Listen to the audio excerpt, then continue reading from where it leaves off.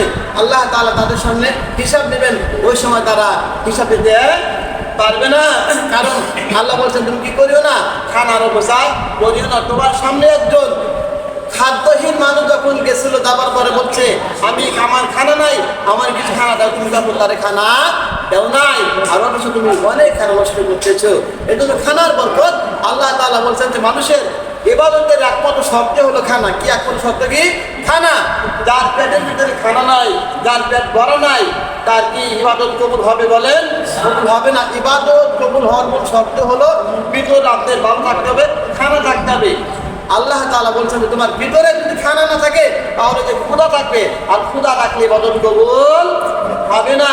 নামাজের ডাইরেক্ট সময় হয়েছে, তুমি মনে করলা এই নামাজের সময় হওয়ার পরে যদি আমি এখন যদি নামাজ পড়ি তাহলে তো ক্ষুধা বেশি লাগছে, তখন তুমি আগে খাও, তারপরে তুমি নামাজ আদায় করো। এত আল্লাহ তাআলা বলেছেন।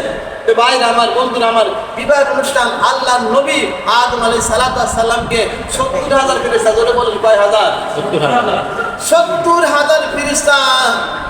আল্লাহ তাআলা 70,000 ফেরেশতার সামনে আদম আলাইহিস সালামের যখন বিবাহ পড়ায়া দিলেন, আদম পয়গম্বর এইবার বলল আল্লাহ এখন তো আমার জন্য আমার জন্য হাওয়া হালাল হয়ে গেছে, এখন তো আর কোনো সমস্যা নাই, এখন আমি তার সঙ্গে কথা বলবো, এরকম ধরবো।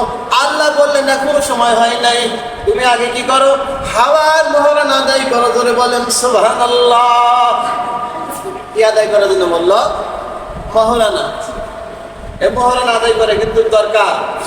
মহরানা যদি আদায় কোনো ব্যক্তি না করেন তাহলে দেখা যাবে কাল কিয়ামতের ময়দানে আপনার স্ত্রী আপনাকে আসামি দাঁড় করাইবে। ঠিক কিনা কর? বলছে আল্লাহ আমি আমার স্বামীর কাছে মহারণা পাই, তিনি তখন আমাদের মহারণা আদায় করে নাই।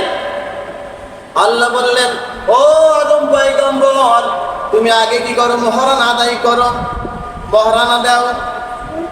আল্লাহর পয়গম্বর বললেন আল্লাহ জান্নাতের ভিতরে থাকি, জান্নাতি খানা খাই, জান্নাতি নিয়ামত পাই, আল্লাহ গো কি দিয়ে আমি হাওয়ার মহরণ আদায় করব?